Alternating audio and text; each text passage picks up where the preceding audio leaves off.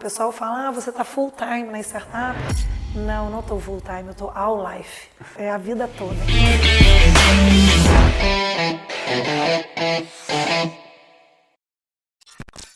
Fala galera, tudo bem? Paulo Martins aqui no Carreira e Negócios.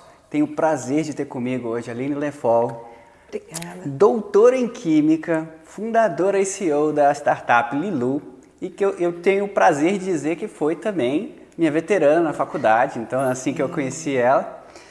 E entre várias coisas, a Aline teve a oportunidade de participar em vários reality shows da parte de empreendedorismo, da parte de startup, foi nos melhores podcasts.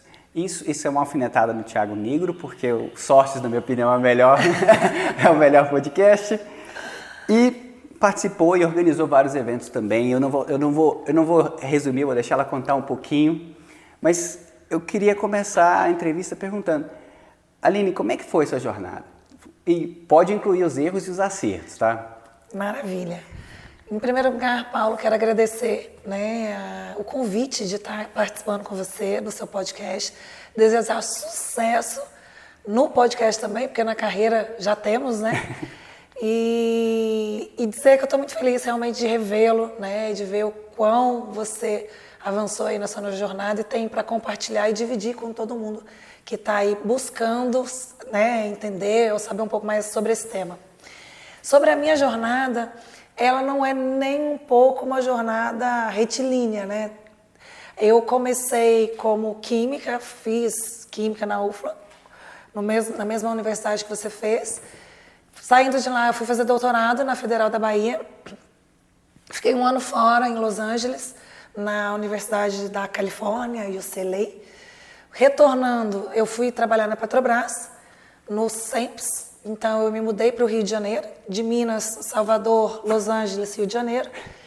E no Rio de Janeiro, depois do CEMPS, eu fui para a Odebrecht, onde eu coordenei aí contratos na área ambiental por 6 anos. Fui muito feliz na empresa. Mas, como todos sabem da história, a empresa sofreu muito com tudo que aconteceu e eu acabei indo para uma oportunidade de emprego em Salvador, num centro de manufatura avançado em tecnologia, e lá estava como gerente de área ambiental e na área de segurança do trabalho. Cimatec é o nome do centro. E apesar de gostar muito da minha equipe, apesar de estar ali numa jornada de crescimento, de carreira, seguindo um caminho bacana, eu me peguei lá em Salvador muito triste, em um certo momento de vida. E toda a minha jornada de química, eu sempre me questionei se aquele realmente era o curso mais adequado para mim. Eu me pegava em vários momentos. Durante a graduação, eu me questionei. Durante o doutorado, o primeiro ano, eu falei que eu ia largar o doutorado. Todo mundo surtou, minha mãe surtou, minha família surtou, meu orientador surtou. Afinal, era o primeiro caso de doutorado direto da Universidade Federal da Bahia. Como é que ia frustrar o primeiro caso, né? E aí depois eu entrei no mercado de trabalho. Quando eu entrei em empresas de negócio, eu comecei a me situar mais. A pensar, caramba, isso aqui tá bacana, eu gosto de fazer isso. Até então, toda a parte de universidade, ciências e tal, eu não me enxergava. Apesar de ser muito determinada, muito comprometida com o que eu fazia, eu não me via nas pessoas. Eu olhava ao meu redor e eu falava, cara, eu não quero ser nenhuma desses pesquisadores, eu não quero ser uma professora renomada.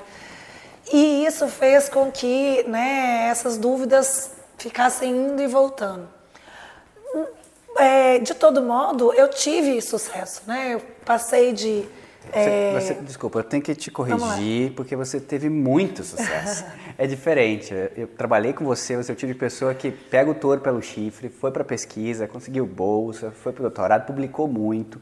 Então, é importante dizer essas coisas. Às vezes, a pessoa é muito humilde, às vezes a gente tem que contar a verdade, né? Mas pode continuar. Vamos lá. Então, apesar de tudo isso que eu construí, eu não estava feliz, E aí chegou um ponto em que eu tive 2 burnouts. E aí, quando a gente perde a saúde, é aquele momento que você se chama no canto e fala, agora tá sério. Agora, você precisa realmente olhar para isso. Não adianta você ficar nessa cobrança, porque a gente vive também numa sociedade que cobra muito, né? Não, talvez não na comunicação muito clara, mas em outro tipo de comunicação. A gente vem de uma pressão de que você tem que ser bom, você tem que estudar, você tem que se desenvolver, você tem que crescer, você tem que fazer dinheiro, tem que construir família, tem que ter filho, né? Esse tem que. Chega uma hora que a gente se chama no campo e fala, ó, não tem que. Você escolhe, é o que para você faz sentido. E aí ali eu já tinha lançado o primeiro projeto da Lilu, que na época ia nascer como Alpha Dog Shower. Eu resolvi colocar o nome de Pets with Pets e depois a gente ajustou esse nome e aí depois eu posso até contar o que foi. Mas ali eu tirei o projeto do papel e assim, uma curiosidade que o pessoal gosta de ouvir é que o projeto veio de um nariz quebrado. Eu me choquei com uma parede de vidro, igual essa que você tem aqui, fraturei o nariz, isso me fez ficar 15 dias em casa. E nesses 15 dias eu já estava com essa ideia na cabeça, pensando em como mudar o mercado, porque eu sofria para contratar serviço pet. E ali eu estruturei todo o projeto, contratei uma empresa de desenvolvimento do aplicativo, coloquei para rodar e testar no meu condomínio. Você ainda estava empregada nessa época? Eu ainda estava empregada nessa época. Eu ainda era gerente desse centro tecnológico. Perfeito. Então você começou a empreender ainda em paralelo, né? Em paralelo, levando as duas coisas ao mesmo tempo. Contratei uma profissional que ficava no meu apartamento. Eu morava num condomínio de casas, como você mora aqui. Então ela ficava lá, eu no trabalho, que era próximo, e ela olhando para o celular, esperando entrar pedido, entrava pedido, ela ia atender e voltava. Uma capacidade de processo assim, super ociosa, mas a ideia era testar e entender se funcionava. Depois que eu tive o burnout, eu falei, eu não estou fazendo o que eu amo, sabe? Eu estou fazendo o que a responsabilidade me empurra para. E eu me permiti ser vulnerável, ser irresponsável por algumas pessoas. E aí eu me organizei ali financeiramente para dar o salto de transição de carreira. Foi quando eu pedi demissão do meu emprego, me mudei para São Paulo e levei o projeto para São Paulo e me dediquei 100% a ele, a fazê-lo acontecer e começar do zero, porque até então eu tinha uma carreira, né, muito bem posicionada na área de química, doutor em química, MBA empresarial, em gestão empresarial pela FGV. E ali eu comecei do zero. Uma empresa na área pet, um aplicativo que levava serviço e comodidade e praticidade. Muitas das coisas ainda estavam no papel, eu tinha uma versão piloto de um MVP e precisava começar a testar em São Paulo, que era uma praça muito diferente do que eu tinha em Salvador, que era um condomínio, com cultura muito diferente. E aí foi onde eu mergulhei nesse mundo e busquei, né, colocar toda a energia. Graças a Deus o projeto está decolando, está dando certo, as coisas estão acontecendo bem. Bom, a gente vai entrar nisso em detalhes. Agora, a pergunta antes é porque eu não tenho muitas pessoas, não tenho muitas referências de alguém com PhD fora do Brasil e um MBA. Então, você podia comentar um pouquinho, só para dar essa pausa. Claro, vamos lá. Quando eu estava na Odebrecht coordenando os contratos do Rio de Janeiro, eu já tinha uns 2 anos que eu tinha finalizado o doutorado. No início eu me sentia muito preparada, mas chegou um ponto que eu comecei a sentir, eu não sei se você já passou por isso, mas uma sensação de que eu estava emburrecendo. Eu acho que o estudo na Federal, de Lavras, da Bahia, na UCLA, demandou tanto de ir atrás, de estudar, de entender, que o não estudo começou a me incomodar. Eu só trabalhava. E aí aquilo eu falava, meu Deus, eu só trabalho. Eu poderia estar usando parte do meu tempo para aprender.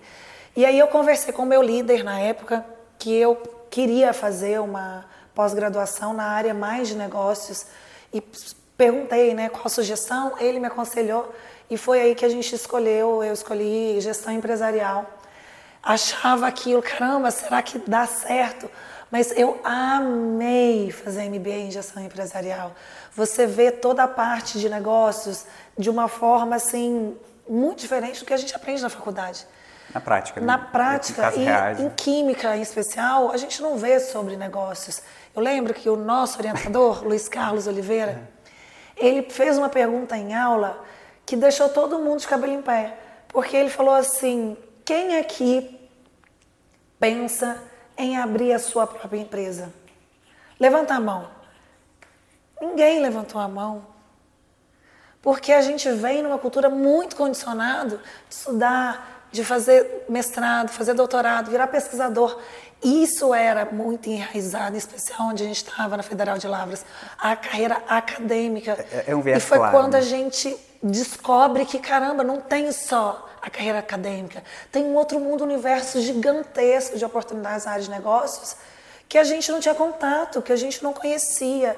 E ali, quando eu fiz contato com isso, eu falei, caramba, que bacana, que legal. Foi aí que eu me encantei e aí não quis sair mais, né? Mas essa sacada, esse momento de ahá, agora eu vi uma coisa que eu gosto, foi o mesmo que eu tive. Eu acho que isso é legal a gente ver essas... Eu tive isso quando eu entrei numa multinacional, né? Ou seja, da mesma forma que você, eu estava bem condicionado, não que tenha nada de errado em seguir uma carreira acadêmica, mas não pode ser a única opção, né? Exato. Então, quando eu fui para a indústria, eu tive o mesmo sentimento. Nossa, eu encontrei algo que me desafia do ponto de vista comercial, me desafia da parte técnica. Então, é muito gostoso a gente achar. É como se o mundo abrisse de repente, né? Exato. E tem muito perfil, pessoal. Tem muitas pessoas que gostam do detalhe, de olhar fundo, né? De pesquisar com profundidade, porque quem escolhe carreira acadêmica está no limiar do conhecimento para algo que não é conhecido. Você precisa mergulhar profundo o suficiente para romper barreiras do conhecimento. Essa é a lógica. E quem está no mundo mercadológico, a lógica é completamente diferente, tudo bem. Contanto que você saiba muito bem qual é o seu perfil, você vai conseguir permear com melhores resultados, né? Dependendo do que você escolhe. E o que o Paulo trouxe é muito verdade. A gente precisa, as universidades precisam trazer as duas vertentes, porque as pessoas têm a opção de escolher. No nosso caso, a gente achava que o caminho único era a pesquisa, era a área científica e por muitas vezes me sentia mal por não me apaixonar por aquilo, por não ser encantada por aquilo, por ter um doutorado e não conseguir, apesar de ter publicações e tudo mais, não conseguir fazer aquilo com paixão, sabe? Eu fazia por responsabilidade, porque eu queria entregar, eu me comprometia, porque eu sabia que era bom ter publicação, eu sabia que era bom ter doutorado, eu fui orientada nesse sentido. Mas o que move a gente é paixão. E a vida é muito curta e preciosa, né, Paulo? A gente precisa olhar para o que a gente tem paixão, porque isso vai fazer a gente levar uma vida com uma rotina bem mais, sabe, de amor, de paixão mesmo, de envolvimento, produtiva, feliz com a sua família, feliz com o seu trabalho. Eu acho que no final do dia é isso que importa, porque o destino de todo mundo é o único, né? Então a gente tem que valorizar isso cada vez mais. A vida é curta demais para ser pequena. Então a gente tem Exato. que fazer as escolhas que tornem ela grande, que deixem ela próxima da nossa paixão. É isso aí. Bom, adorei essa primeira parte, mas vamos fazer a transição porque eu queria entender mesmo como é que foi o salto para startup. Eu sei que você já estava trabalhando com o seu MVP, que é o mínimo produto Isso. viável, mas eu queria entender principalmente quais sentimentos vieram junto com a decisão de, beleza, agora eu vou me dedicar 100%. Olha, o pré, que é o momento da decisão, ele é muito sofrido, porque a gente nunca tem 100% de certeza. E o nosso risco é altíssimo. Se você olha as estatísticas, quantas empresas viram, quantos projetos realmente têm sucesso, é muito baixo, né? E aí a gente pesa tudo isso, a gente pensa em tudo. Tem essa questão do risco ser muito alto. Tem o envolvimento e comprometimento afetivo que você tem com a sua família, que investiu no seu estudo, que investiu em você, que está feliz de te ver ali numa posição estável e quer que você dê continuidade a isso. E romper, fazer a transição, é fazer um rompimento com essa ligação, é dizer para as pessoas, olha, me desculpe, mas eu vou seguir o que eu entendo que o meu coração quer. Desculpe não atender as suas expectativas, os seus sonhos, mas eu preciso batalhar pelo meu sonho, porque afinal de contas a vida é minha, né? Eu preciso estar bem para seguir. Perdendo a minha saúde, foram 2 burnouts em menos de 3 meses. Então, isso não é normal para uma pessoa que estava na idade que eu estava, ter o meu sistema imunológico completamente fragilizado. E aí eu precisei falar não, eu precisei, né, amadurecer isso antes. E o que eu sugiro sempre é amadureça a sua decisão. Não faça uma decisão muito assim, vou sair, vou dar e vou, sabe? Porque é mais sofrido, tudo bem. Pode ser assim que você funcione, mas é mais sofrido. Então procure se organizar financeiramente, psicologicamente, porque as pessoas vão te cobrar e você não vai ter um retorno de estabilidade tão rápido quanto você teria antes. Então você precisa abrir mão de privilégios, saber viver uma vida mais enxuta, pensando e investindo no longo prazo, né? Tirando um pouco desse imediatismo que a gente tem de querer viver o curto prazo, de ter o sucesso agora, de ter a conta bancária cheia agora. Não, construa para o futuro, porque quando a gente faz isso, a gente chega muito mais lá na frente, sabe? Quando você pensa muito no imediativo, você vive no hoje e amanhã tem um outro amanhã e depois também. Então, é importante refletir sobre isso. Daí, o que aconteceu? Eu passei 6 meses, uns 2, 3 meses chorando todos os dias, com medo da decisão. Então, eu chorava, eu falava com as minhas amigas, eu chorava, em casa eu chorava, até o dia que eu cheguei e falei, eu não vou chorar mais. Eu não vou chorar mais, a minha decisão está tomada. Em 3 meses eu peço demissão e sigo a minha vida. E não contei para ninguém que eu ia fazer, que eu não ia fazer, porque eu não queria que as pessoas interferissem numa decisão tão importante para mim. E aí depois disso eu pedi a demissão. Quando eu pedi a demissão, aí sim eu comuniquei a minha rede próxima. Teve frustração, as pessoas me perguntaram, me questionaram. E aí é quando eu falo, você tem que se preparar psicologicamente, porque você passa a ter que acalmar as pessoas da sua rede e dizer, tá tudo bem, eu vou seguir esse caminho. Vai dar certo de alguma maneira, ou eu vou aprender, ou eu vou ter sucesso. E tudo bem, se não der certo, eu retomo de onde eu parei. Eu não tenho nenhum problema com relação a isso. Essa é a melhor fala de todas, Aline, porque vamos pensar, o que é o pior que pode acontecer? Você já tem um doutorado, você já está formado, você tem experiência de mercado, o pior que vai acontecer é você retomar o seu trabalho, procurar um outro emprego, ficar algum tempo desempregado, mas tudo bem. Num país que a gente vive, a gente tem condições, a gente tem estrutura para não passar fome na rua, né? A gente não está morando num país tão ruim assim que a gente pode morrer de fome porque a gente perdeu o emprego. Então, eu acho muito legal a forma que você colocou. Primeiro, se acalmar, entender que é isso mesmo que você quer. Depois, acalmar as outras pessoas e correr o risco.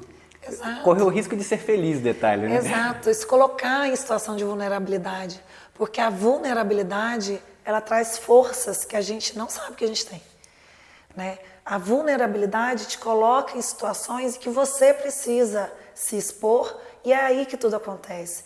É meio que... Tem muita gente que tem medo de viajar sozinho. Viajar sozinho é se colocar vulnerável, porque é muito confortável você viajar num grupo de pessoas, de família, de amigos. Mas quando você vai sozinho, você está na sua companhia e você se coloca nessa situação de ter que engajar com outras pessoas, de conhecer outras pessoas, de iniciar um diálogo, de se expor. E depois que você faz isso, você vê que a experiência foi tão fantástica que você vê, caramba, olha, eu sou capaz, né? Então, tem muita gente que tem medo da vulnerabilidade, mas a vulnerabilidade, ela traz uma força muito bacana e um autoconhecimento também. Então, é importante a gente se permitir. A gente vem numa sociedade onde a cultura é siga aqui a manada, é aqui que vai dar certo, esse movimento aqui desse pessoal que está indo. Eu já falo o contrário. Siga a sua jornada e evite movimentos de manada, porque você vai ser mais o mesmo. Você vai ser mais uma pessoa que está fazendo ali a mesma coisa. Vá fazer o que você realmente tem vontade de fazer, se é essa a sua vontade. Se a sua vontade é manada, vai para manada também, que é bem gostoso, é uma piscina bem quentinha. É bem confortável, fácil de seguir. É bem confortável, é zona de conforto, né? Mas eu sou o tipo de pessoa que incentiva as pessoas a se colocarem no palco da vida. Se coloque como a pessoa principal da sua história e faça acontecer. Não importe o quão vulnerável você vai precisar ser. No final, você vai descobrir que é muito mais forte do que imagina. Sabe, uma das coisas que eu estou descobrindo com os podcasts, com essas entrevistas, é que pessoas que eu conhecia 15 anos atrás, né? É incrível como a gente trilhou caminhos diferentes, a gente ficou muito tempo sem contato e a gente acaba chegando em conclusões muito parecidas, né? A visão de mundo que a gente tem é parecida. Total. E isso é interessante porque, olha só o que a Aline acabou de falar, você tem várias opções. Uma é fazer o caminho que alguém já pré-definiu para você e a outra é descobrir o seu próprio caminho, que pode ser muito mais interessante. Com certeza vai ser um pouco mais difícil. Vai. E aí que está a sacada, você tem que saber disso. E saber que vale a pena, ter uma recompensa te esperando. Exato, entrar nessa jornada sabendo que não vai ser fácil. Entrar já sabendo que você vai precisar ser resiliente. E seja resiliente, porque você vai encontrar seu caminho. Quem busca, encontra. Exatamente. Né? Quem está determinado, seja qualquer o caminho. Tem uma frase muito conhecida que é: o sucesso é treinável. Então, se você realmente quer de coração, você vai buscar caminhos, você vai encontrar saídas e vai entender ali como chegar até onde você quer. Né? Basta estar aberto e se dedicar. Perfeito, Aline. Linda mensagem. Agora, me fala uma coisa. Eu tenho aquela história que você me contou, eu já tinha ouvido ela antes, que você chegou a ter 100 nãos antes de ter seu primeiro sim no seu pitch de negócio da Lilu. Então, eu queria duas coisas. Uma, que você contasse um pouquinho essa história, e duas, é que você fizesse o pitch da Lilu, para o pessoal entender Uau. o que é a Lilu. Vamos lá. Eu, quando cheguei em São Paulo, em 2019, eu procurei me envolver em todas as vertentes relacionadas à startup para fazer a minha empresa dar certo. Ali eu fiz um programa de aceleração pelo Sebrae, que eu super recomendo, Startup SP. E de lá, quando eu terminei o programa de aceleração, que a gente saiu campeão do programa, entramos em 2020, caramba, 2020 vai ser o ano, vai ser bacana. Veio a pandemia, a gente ficou, meu Deus do céu, como que eu vou... O que vai acontecer? Como é que a gente vai passar por isso? E graças a Deus a pandemia acelerou o processo da Lilu. Nós tiramos o ano de 2020 para buscar investimento. Ali a gente já estava com uma solução bastante amadurecida em termos de Product Market Fit, que é entender o produto ideal para entregar, e também em termos de MVP, que foi o que o Paulo falou, que é o produto mínimo viável. A gente já tinha uma solução, a gente tinha clientes reais contratando, a gente já tinha uma rotina, uma equipe, então a gente estava pronto para receber o dinheiro. E aí eu comecei a me inscrever em todos os programas de aceleração que eu encontrei em São Paulo. Todas aquelas pesquisas que a gente fazia para a área científica, eu apliquei para a área de negócios. Eu mapeei em São Paulo mais de 150 oportunidades de fundos, de anjos de investimento, de aceleradoras que investiam em startup. E eu montei uma super planilha onde eu colocava todos os links de como acessar, quais as datas de inscrição, que momento eu tinha que mandar o pitch, quando era a data de apresentar o pitch, quando saiu o resultado. E dessa super planilha, eu contabilizei mais de 100 apresentações que foram feitas para investidores de mercado, todos eles homens. E em todas essas apresentações, em todos esses pitches,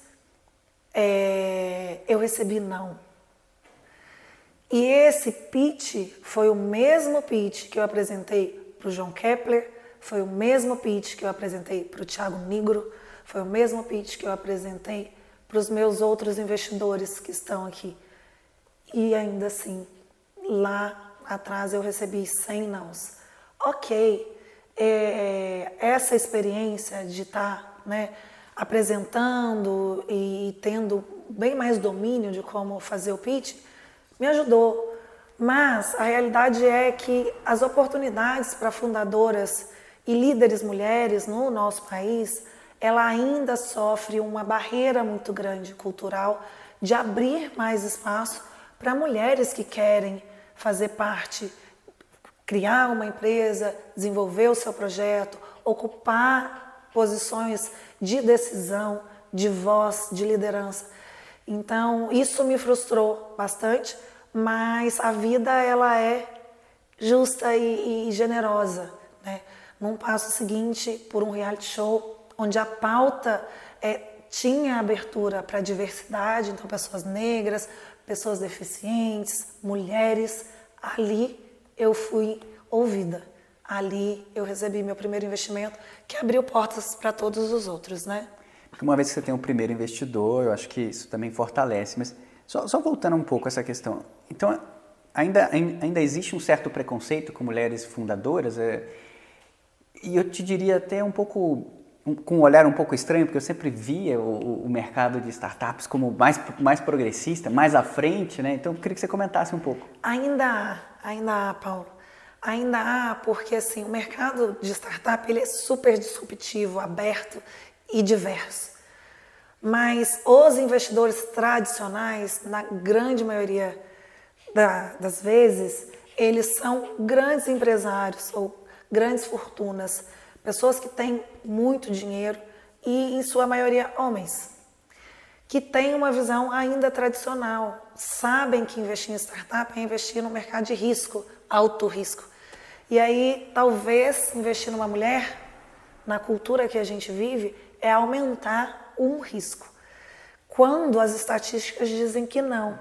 Apesar de 3% apenas das startups brasileiras terem fundadoras mulheres, a estatística mostra que startups fundadas por mulheres, elas têm 68% mais chances de virar, de passar pelo Vale da Morte e gerar resultado. Muito porque nós, mulheres, a gente já nasce resiliente. Na escola, a gente tem que estudar mais. Para passar por uma mesma vaga de emprego, a gente precisa se dedicar mais. A nossa comunicação tem que ser mais assertiva. A gente não tem segunda chance. A gente tem a maternidade que precisa ser gerida junto com toda uma carreira de negócio. Então, isso, no final do dia, acaba deixando a gente um pouco mais emocionalmente preparada e as que são resilientes chegam até lá. Algumas desistem no meio do caminho, infelizmente, porque realmente é muito difícil. Tem muitas barreiras ainda. Mas o mundo a gente está construindo no hoje. Então, o que eu boto a gente pode mudar isso, né? E que as pessoas que estejam ouvindo ou que em algum momento vai ter ou dar oportunidade para outras, que olhem sobre essa ótica, né? A gente precisa dar um espaço maior para essas mulheres e olhar para elas com um olhar igualitário, né? De que você é tão capaz como qualquer outra pessoa, vai em frente e apoiar, porque no fim do dia é isso que a gente precisa. Porque dedicação e relação tá aí o tempo todo. Com certeza.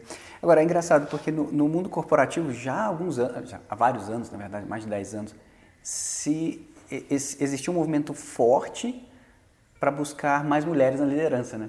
Justamente por as mesmas características que você comentou. Então, assim, enquanto eu fiz a minha carreira em multinacionais, eu podia ver isso claramente. Sempre existia um programa de formação, sempre existia uma busca para trazer mais mulheres para a liderança por vários benefícios, né? Exato. Essas iniciativas, Paulo, elas são fundamentais. Essas iniciativas de dar mais espaço para as mulheres. Mas elas só existem, é importante lembrar, porque o mercado vem de um domínio de homens muito grande. E países que querem ocupar espaços de desenvolvimento, eles precisam se comprometer com pautas ambientais, com pautas de dar mais espaço para mulheres, com pautas de dar espaço para as pessoas negras, com pautas para dar espaço para os deficientes. Essas pautas é que fazem multinacionais, empresas e outros setores abrirem programas para isso. Porque se não fosse essa necessidade de se encaixar num IGH ou num índice, né, de país que tem uma postura melhor, a gente não teria, a gente continuaria numa cultura, né? Então tem muita gente que pensa isso, poxa, mas eu vejo programas para as mulheres, eu vejo como se isso fosse uma solução. Não é, isso está sendo feito porque a desigualdade é muito grande e ela precisa cada vez diminuir. Então, sim, vamos incentivar os programas, mas sim, onde a gente estiver, nas redes de relacionamento que a gente puder influenciar, que a gente seja um agente, né, De transformação. de transformação. Com certeza. A Lilu, então, começou pela sua dor, por esse nariz quebrado. Sim. E com um desses dois pequenos que estão aqui, que eu acho que foi a Pietra, né? Foi. E, no geral, a empresa hoje já chegou um pouco mais de 3 anos, certo? Sim. Como é que estão as expectativas para a empresa futuro? Nós já chegamos em um pouco mais de 3 anos, mas em São Paulo a gente tem 2, né? E aí a gente conta em cima desses 2, porque o ano anterior eu trabalhava e o projeto mais num piloto mesmo. Então, quais as expectativas para o próximo ano? As expectativas para o próximo ano é entrar na nossa curva máxima de crescimento. A gente passou um ano de muita preparação tecnológica, de investir em aplicativo, deixar aqui o meu abraço e reconhecimento para o meu sócio, Paulo César Abrantes, que se dedica, assim, com todo o afinco que eu me dedico, ele também se dedica ao projeto. E a gente se dedicou esse ano inteiro ao aplicativo, assim, noites e noites sem dormir, processos e processos de conferência, de identificar falha, de corrigir, de ir atrás, de negociar com o fornecedor, de buscar caminhos que a gente não conhece, porque criar uma startup é isso, caminhar num caminho no escuro, porque você não tem playbook, você não tem um guia ali, não existe, né, essa solução ainda, você está construindo. E com essa estruturação tecnológica de aplicativo, de central de atendimento, de novos canais para nos contactar e comunicar com o nosso público, agora a gente está pronto para crescer, né, de uma forma bastante acelerada. Então, a expectativa para o futuro é crescer bastante, Paulo. Crescer o máximo que a gente conseguir, na velocidade maior que a gente conseguir, e ir adequando o modelo de negócio ao crescimento. Porque cada fase do negócio é uma necessidade que você tem, é uma equipe que você precisa, que é diferente, são conselheiros com visões diferentes que você precisa. Você precisa se reinventar, porque a sua responsabilidade só aumenta e você se depara com vários desafios que você não conhecia. E aí é equilibrar esses pratinhos e, se Deus quiser, crescer bastante. Perfeito. E só para o pessoal que está escutando ter certeza que eles entenderam o que é a Lilu. A Lilu é o aplicativo de banho e tosa e outros serviços pet em casa. Vou fazer o pitch como o Paulo pediu. A Lilu nasceu da minha dor de mercado. Eu morei nas principais capitais do país. Em todos os lugares por onde eu passei, era sempre muito difícil manter a Pietra de banho tomado. Nos horários comerciais eu trabalhava muito e aos finais de semana nunca tinha agenda. Ou estava muito lotado, ou eu estava viajando, ou em algum compromisso. Foi aí que eu tive a ideia de lançar a Lilu através de um aplicativo que leva praticidade e comodidade ao dono de pet. Então, imagine você, através da tela do seu celular, contratar um serviço pet, receber em casa um profissional treinado que vai cuidar do seu pet com todo o amor e carinho, sob sua vigília, economizando seu tempo e mantendo a sua casa da forma com que ele encontrou. Pois é exatamente isso que a Lilu entrega no mercado hoje. Afinal, hoje tudo é feito pelo celular. Você contrata táxi pelo celular, você contrata comida pelo celular e agora também pode contratar serviços pets. Nosso mercado é bilionário, está em plena ascensão. Nós já passamos aí por 4 rodadas de investimento, pelos principais reality shows de startups e empreendedorismo do mercado. E hoje a nossa principal missão é transformar a vida das pessoas. Transformar a vida dos tutores de pet que podem contratar com uma facilidade, tranquilidade e comodidade. Transformar a vida dos prestadores de serviço que têm a oportunidade de ter uma agenda flexível e trabalhar com o que ama, recebendo mais e sendo melhor, né, reconhecido no mercado. E, claro, transformar a vida dos pets, porque o atendimento em casa, ele, sem sombra de dúvida, é muito mais salutar para eles. Perfeito. Como um pitch como esse pode ganhar 100 não? Eu acho difícil, eu já estou quase investindo aqui. Mas, Aline, e você... E aqui, primeiro, deixa eu dar uma pausa. Eu acho que o John Kepler está de parabéns, ele foi seu primeiro investidor? Não Sim, foi o primeiro ele foi o primeiro que acreditou. E parabéns para o João. Aliás, pensando agora, o seu primeiro investidor foi o maior investidor de startups do Brasil, né? É o maior investidor de startups do Brasil. Então, parabéns para você também por ter capturado essa oportunidade. Eu imagino que veio o Smart Money, né? Veio também toda uma consultoria junto com o investimento, correto? Correto. A Bossa Nova, ela traz isso, né? Com toda essa estrutura que o João Kepler montou, a gente tem um banco de mentores e pessoas que acompanham e nos auxiliam. E aí, as pessoas sempre têm dúvida, né? Realmente o Smart acontece? Gente, acontece. Todas as vezes que nós, Lilu, estamos com dificuldade, primeiro a gente manda um report mensal que eles acompanham, leem, eles nos consultam o que a gente precisa de apoio. Se a gente está em dificuldade, eles colocam mentores conosco. E não só mentores, eles fazem momentos de discussão de pessoas que estão em etapas acima do que a gente está. Então, por exemplo, há menos de um mês atrás, eu estive na Bossa Nova, num evento que eles fizeram com o Patrick, onde ele trouxe a experiência de ter feito um exit. Paulo, imagina o que deve ser a emoção de você fechar um ciclo e vender a sua empresa para uma grande empresa. E, cara, fechar esse ciclo. Eu pensei na ideia, eu implantei, eu fiz crescer e agora ela está indo para o mercado, sabe, decolar. Deve ser maravilhoso. E aí você ter esse contato com essas pessoas que já estão lá na frente, te abre um universo de sonho, de falar, caramba, eu quero muito chegar lá. E a gente, para executar e realizar, a gente precisa antes sonhar. Né? E se você não sabe que existe um mercado de negócios, se você não sabe que existe o mercado exit, se você não sabe que outros caminhos existem, você não vai se preparar para isso. Então eles preparam a gente desde a etapa inicial até quando depois que faz o exit, eles acompanham, o jurídico todo da Bossa Nova chega junto, negocia junto com a empresa, garante que você vai fazer uma boa negociação e, claro, ficam loucos para que você abra um novo negócio, porque se você fechou um ciclo, o seu diploma ali de um bom empresário, um bom empreendedor, está mais que assinado. Eles querem mais é que você inicie algo do zero para fazer dar certo de novo. Tendo uma vida agitada, como fundador e CEO da startup, tendo passado por 2 burnouts, como é que está a sua rotina de vida hoje? Como é que você está equilibrando isso? Família, trabalho, esporte? Olha, Paulo, eu estou equilibrando de uma forma não muito equilibrada, eu posso dizer, porque 90% da minha energia está na Lilu. Eu estou tirando esse tempo e aí os meus familiares, os meus amigos, a minha rede realmente, né, de convivência, eles estão tendo que ter resiliência comigo, porque é uma chance única, sabe, de fazer o meu sonho virar realidade. E eu sei que é por pouco tempo, 3 a 5 anos.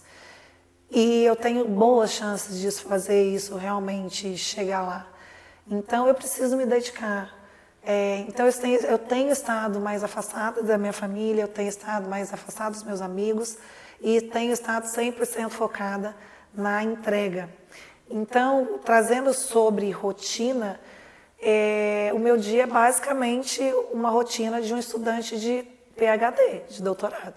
Eu acordo, eu me alimento bem, eu me exercito, porque eu preciso, né, ter uma rotina eficiente e produtiva, para que eu, Aline, seja produtiva. Vou para o trabalho e trabalho por volta de 10, 12 horas dia. Volto para casa, descanso, cuido da minha alimentação, cuido do meu sono e acordo no dia seguinte para mais um dia como foi o anterior. Então, como é que eu procuro, né, construir essa rotina?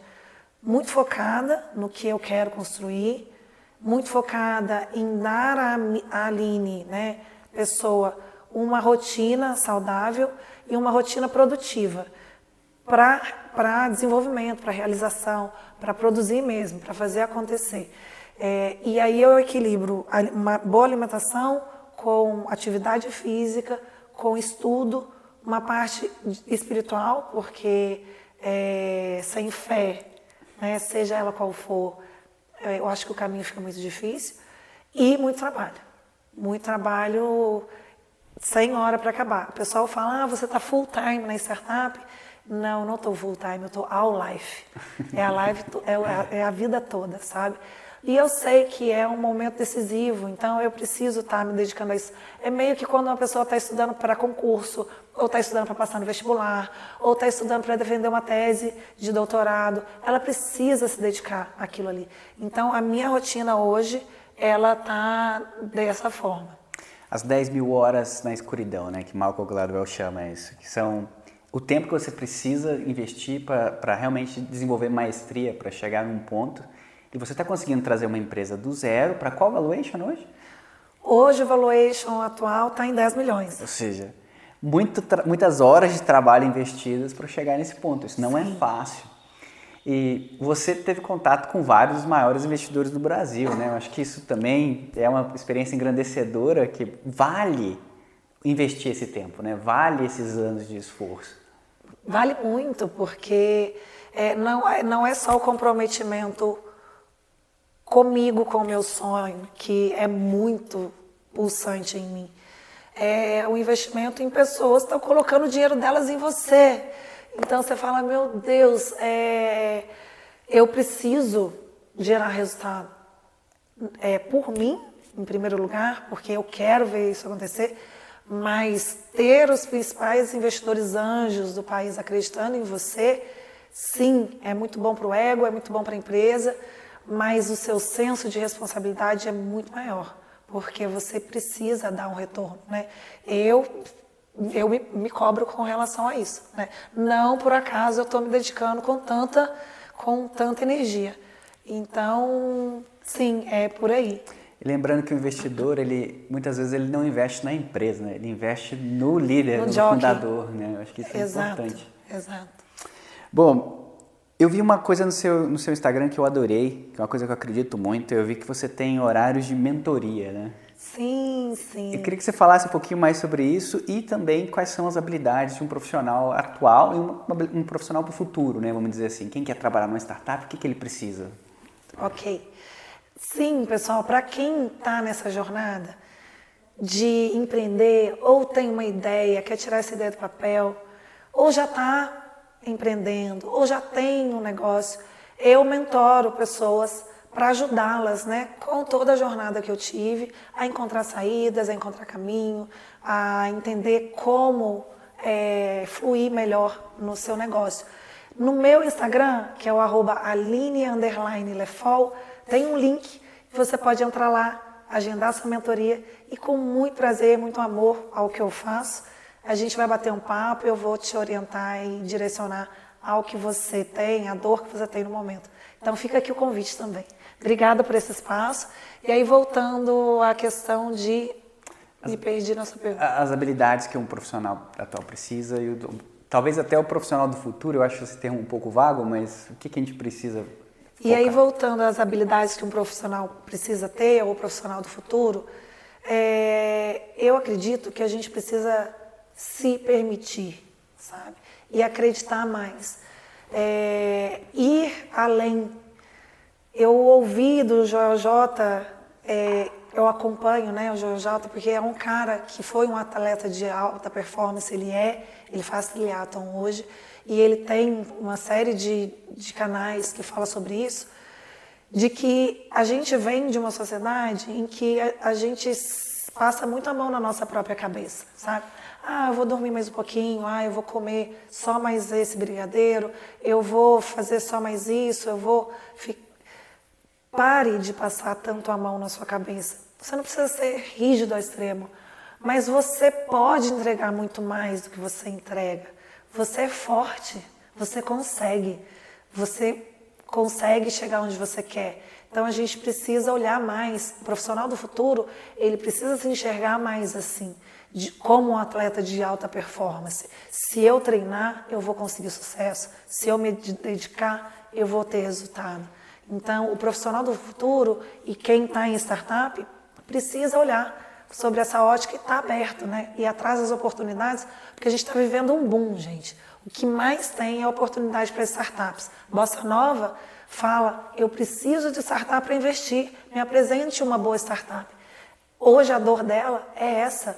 Então, assim, está faltando gente de alta performance em startups fazendo acontecer. Se você tem esse sonho, faça acontecer que você vai encontrar seu caminho. Perfeito, eu não consigo nem completar essa fala, de tão boa que ela foi. Bom, vamos continuar. Eu queria fazer um bate-bola um pouquinho rápido com as perguntas que chegaram, e não menos importantes, mas elas chegaram através do Centro Acadêmico de Química, da faculdade que a gente se formou, então eu entrei em contato com eles foram gentis o bastante para conversar com alguns alunos e pegar uma série de perguntas. Eu queria que a gente batesse esse papo sobre elas. E a primeira é engraçado que vale para as nossas histórias, inclusive.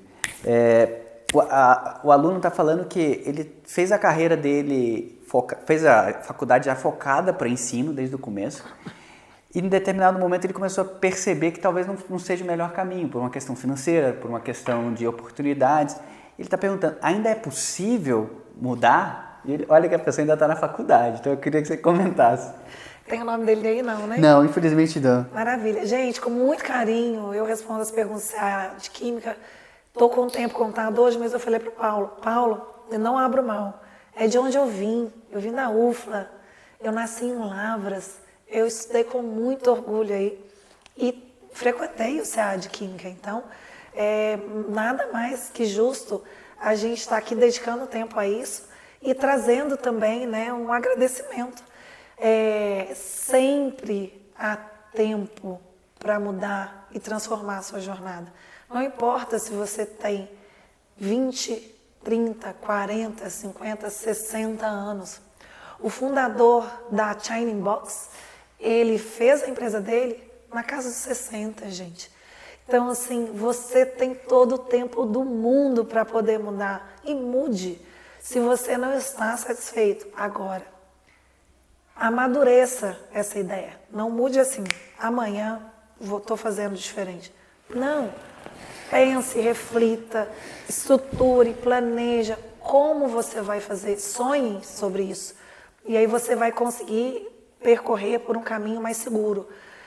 Você está na faculdade ainda, tem um mundo de oportunidades para você. Assim como eu e o Paulo viemos daí, a gente fez iniciação científica, a gente fez mestrado, fez doutorado, a gente se dedicou à carreira acadêmica e lá no final a gente falou, caramba, não é o que faz meu coração vibrar.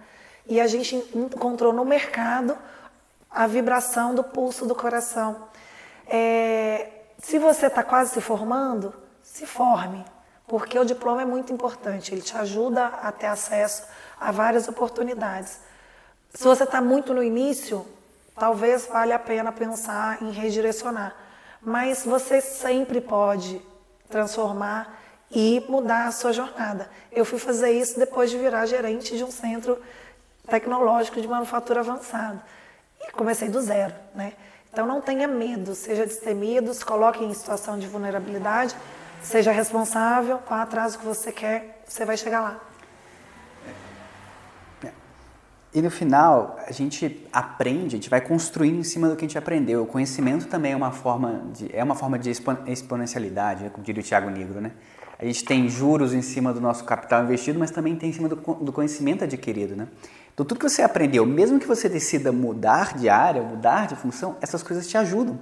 Você aprendeu a aprender primeiro, depois você aprendeu habilidade em relação com pessoas, aprendeu sobre áreas técnicas, isso só vai construindo, né? Não é como se estivesse jogando alguma coisa fora, né? Exatamente. Toda a experiência que eu tive, toda a minha jornada, desde aluna da UFLA até agora, ela está somando. Você não está perdendo tempo. Você está aprendendo. Então, também tenha essa consciência contigo. Você está avançando, você não está parado. Perfeito. Uma pergunta que eu achei super interessante e pertinente. Qual foi a maior dificuldade que você encontrou na fundação da startup? Porque eu sei que foram várias, por isso que é Foram várias. difícil Se eu pudesse escolher uma, qual a maior dificuldade na fundação de startup? Escolhendo uma, eu acredito que é encontrar as pessoas certas para caminharem contigo. Porque se a pessoa, seus sócios, os seus funcionários, enfim, se eles não estiverem comprometidos em propósito, eles não vão conseguir caminhar com você. Então, essa escolha é muito importante. Você trazer, você tem que ter sócios, uma startup ou uma empresa com uma pessoa só não chega longe. Você precisa de pessoas multidisciplinares, pensando em formas diferentes, sendo o seu contraponto. Olha, Aline, você não quer olhar sobre essa ótica? Será que isso também não vale a pena? A gente não tem uma visão absoluta, verdadeira. É importante ter esse outro olhar, mas é importante também saber quem trazer. Porque, de repente, a pessoa que não é a pessoa certa, ela te trava. Você não consegue andar na velocidade que você precisa. Então, eu acho que esse é um ponto crucial. Perfeito. E qual que foi o seu principal apoio nessa trajetória? O meu principal apoio nessa trajetória foi a minha resiliência, a minha espiritualidade, a minha fé e a minha dedicação. Por que eu falo isso? Claro, eu tenho apoio da minha rede de amigos, eu tenho apoio da minha rede familiar, eu tenho apoio das pessoas que estão em startup também, mas na hora que o bicho pega, é você com você. Você precisa estar muito bem consigo e ciente do que você precisa. Então, você precisa investir em maturidade emocional, você precisa investir tempo a você, você precisa investir em tempo de ter, né, um emocional e o racional muito preparado para isso. Então, eu trago esse apoio para mim, porque, Paulo, você também é muito questionado. As pessoas te questionam o tempo todo. Ainda hoje, eu ouço perguntas do tipo, quando você vai ganhar dinheiro? Porque a vida de um empreendedor, ela é enxuta. Isso. Eu estou abrindo mão de ter salários que eu tinha, privilégios que eu tinha, fazer viagens que eu podia fazer, para estar vivendo uma vida mais enxuta possível, investindo no meu longo prazo. Não é todo mundo que entende isso, sabe? Então, por isso que eu falo que o meu principal apoio precisou ser em mim, na minha psicóloga, porque você precisa estar amparado, e na resiliência, né? Sem resiliência você não vai longe. Perfeito. Olha, a última pergunta que eu vou puxar aqui dessa lista é a seguinte. Existe um certo mal-entendido, um certo preconceito com os licenciados em Química. Você acha que o licenciado não pode trabalhar na indústria, não pode trabalhar nessas coisas? Me fala, o que você acha disso? Vamos lá. O preconceito existe, mas a prática é muito diferente do preconceito. Eu sou licenciada em Química, eu não tenho bacharelado. Eu também não, então para deixar claro que Paulo sou licenciado. também não. Eu trabalhei na Odebrecht como química pleno, coordenadora de contratos, trabalhei na Petrobras. Eu fui para o Cimatec, uma carreira de gestão, de gerente de área tecnológica, não é fator limitador. Inclusive, o nosso registro de química, ele traz todas as atribuições que o licenciado pode ter e que o bacharel pode ter, e muitas delas te habilitam a estar numa área de negócio. Quando eu entrei na Odebrecht, a primeira coisa que o meu líder fez foi: eu só vi agora que você é licenciado, mas deixa eu ver aqui se dentro do CRQ você está apta a ocupar a função que você ocupa. E sim, estava. Eu fui atrás também para olhar sobre isso.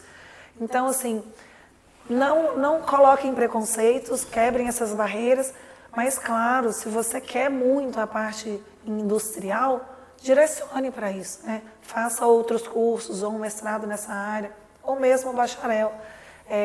Siga o que para você faz sentido, mas não há impedimento nenhum. Não há impedimento nenhum. Exato, e a verdade, existe uma certa visão um pouco inocente, eu acho, de achar que aquilo que o seu título é muito importante, e na verdade não é. O que você sabe fazer, como você faz é mais importante que o título. Exato. Inclusive, os profissionais do futuro são profissionais que não têm muito títulos. São profissionais que são multidisciplinares, se permitem fazer várias carreiras, a dominar vários tipos de assunto, porque cada vez mais a gente também precisa de pessoas que entendam do todo e não só do específico com profundidade.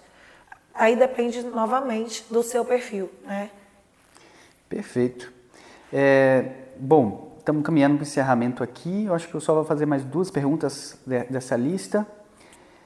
E uma pergunta, na verdade, veio pelo Instagram da Dai Barros. Ela perguntou o seguinte: o que você acreditou que poderia oferecer para o mercado e quais foram os diferenciais que você não sabia que teria? Eu achei essa pergunta interessante porque quando você começou, você tinha uma ideia, mas o que você descobriu que você tinha de diferencial depois, né? Depois que você começou com a empresa?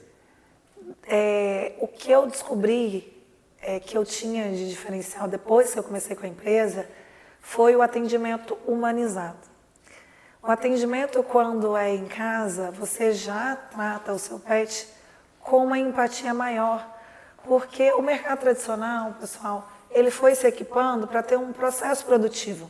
Então, seu pet chega lá na loja, ele é colocado numa gaiola, tem vários outros pets em gaiolas do lado, eles latem porque, né, se estranham, alguns têm temperamento melhor, outros não, ele fica ali confinado, retido, até ele ir para debaixo de uma torneira, levar um esfregão, ir para debaixo de um soprador, ficar lá por um tempo. A Pietra, inclusive, tem uma queimadura na cabeça por causa disso.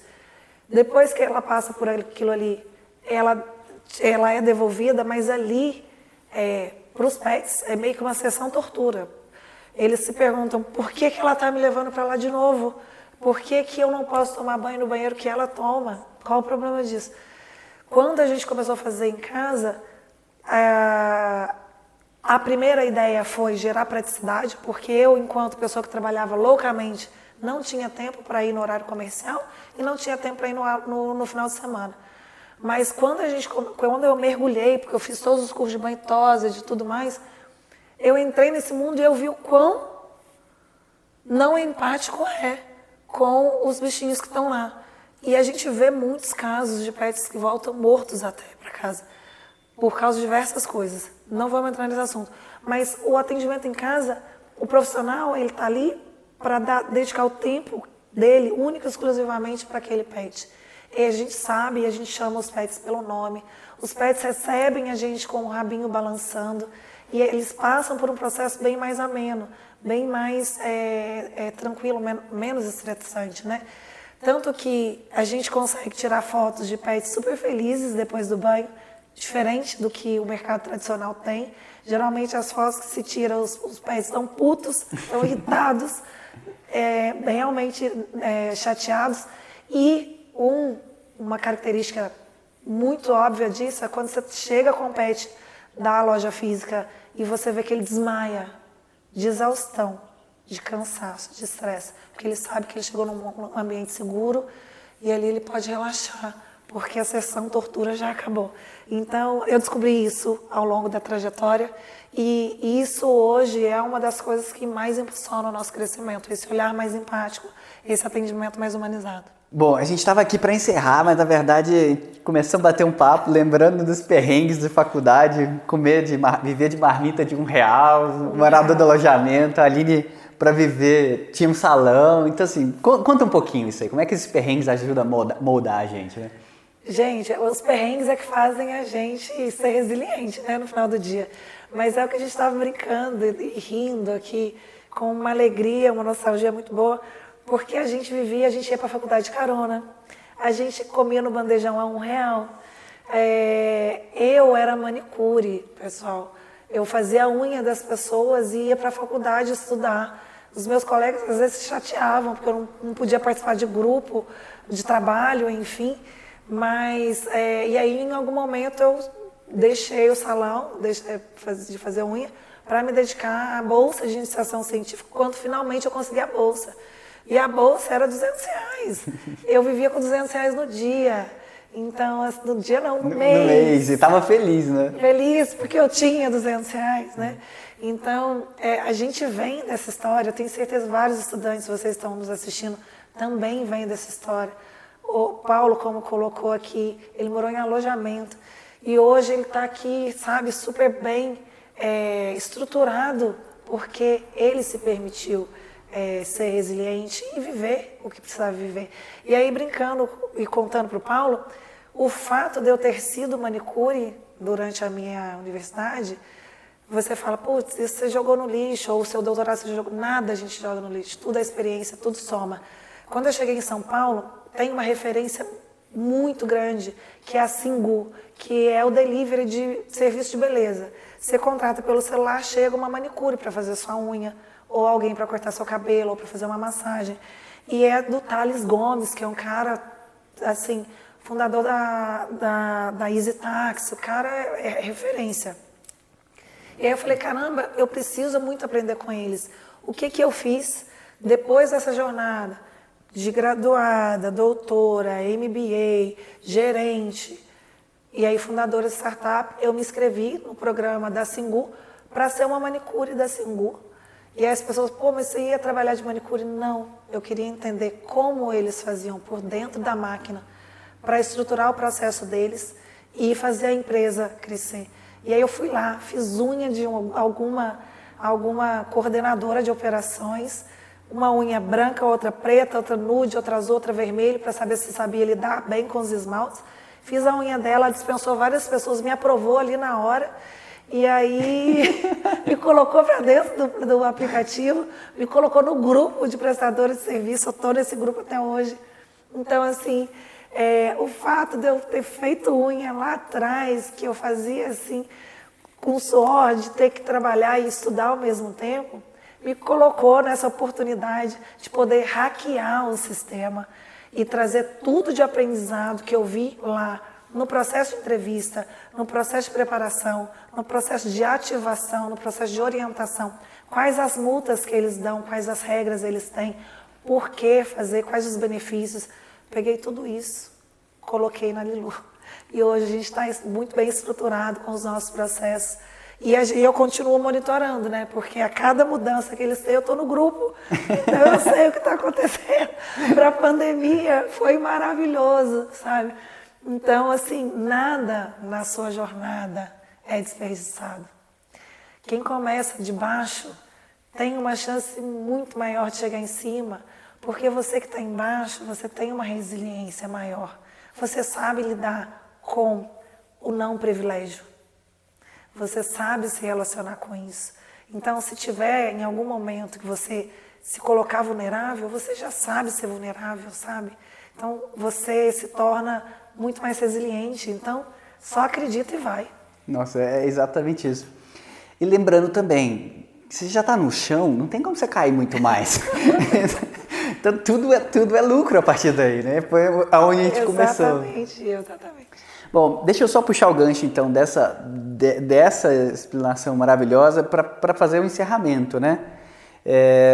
Duas perguntas filosóficas de encerramento. A primeira é, o que te faz levantar feliz, motivada pela manhã?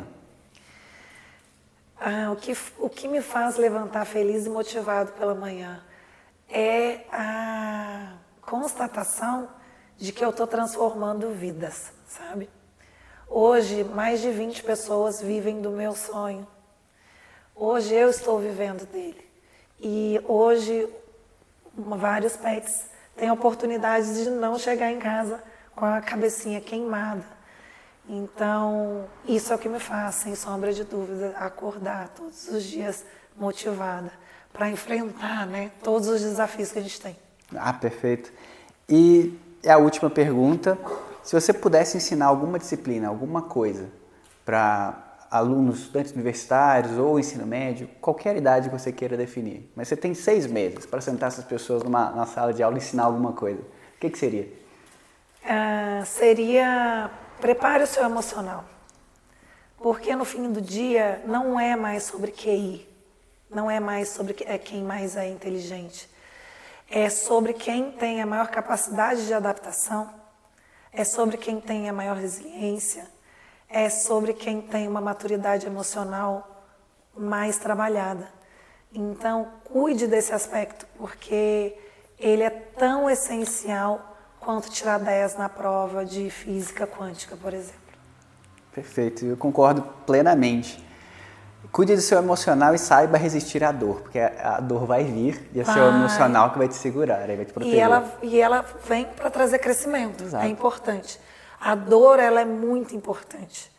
A gente, se ela está presente, é porque você precisa aprender algo aí.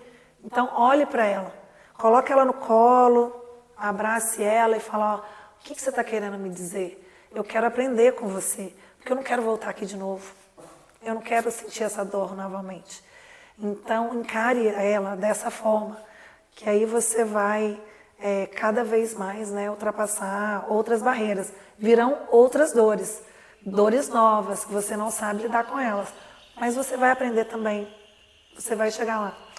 E cada dia que passa, você constrói uma casca mais grossa, vamos dizer assim, né? Você fica cada vez mais forte, você consegue tolerar e lidar com problemas de maneira mais fácil. Total. Então, isso é uma evolução natural, a gente precisa estar nesse linear do conforto com a dor, né? Você sempre tem que estar ali, ó, mais próximo da dor do que do conforto. Exato.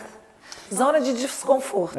Não existe conforto na zona de crescimento, assim como não existe crescimento na zona de conforto. Então, se você quer crescer, se coloque, se exponha à dor, né? Se exponha à vulnerabilidade. Esse é o caminho, não tem outro. Perfeito. Aline, para encerrar, eu peço esse favor e dou esse direito aos convidados. Eles podem sempre indicar uma pessoa para estar aqui, para contar a história deles para os estudantes, para as pessoas que estão nessa fase de transição de carreira, começo de carreira. E gostaria de saber, quem você gostaria de indicar? Olha, eu vou indicar 2 pessoas, não só uma, posso? Fique à vontade. A primeira delas é outra mulher, porque precisamos dar espaço a mulheres. Mercedes Dias, ela é fundadora da Move. Ela tem uma plataforma que ajuda as pessoas a alcançar lugares melhores com marketing digital e é uma mulher fantástica. A segunda delas é o Rangel Vilas Boas. Rangel Vilas Boas, ele tem uma startup que chama Sonder. É uma plataforma e startup para pessoas do mundo LGBT que querem viajar pelo mundo e não sabem muito bem quais os destinos que vão acolhê-los melhor. É muito bacana o projeto desses 2 e são pessoas fantásticas, empreendedores de garra, de fibra. Então, são essas as minhas sugestões. Estou até emocionado com isso aqui e já estou dizendo, o convite está formalmente feito, vou entrar em contato, espero ter vocês aqui comigo para um bate-papo. Aline, muitíssimo obrigado pelo tempo, eu sei que você estava super corrida, passou aqui para gravar com a gente e compartilhar a sua experiência. Então, de novo, muitíssimo obrigado. Imagina, Paulo, eu que agradeço, muito obrigada. E obrigada a vocês, ouvintes, a nossa audiência, que é tão importante para a gente no dia a dia. Um grande abraço.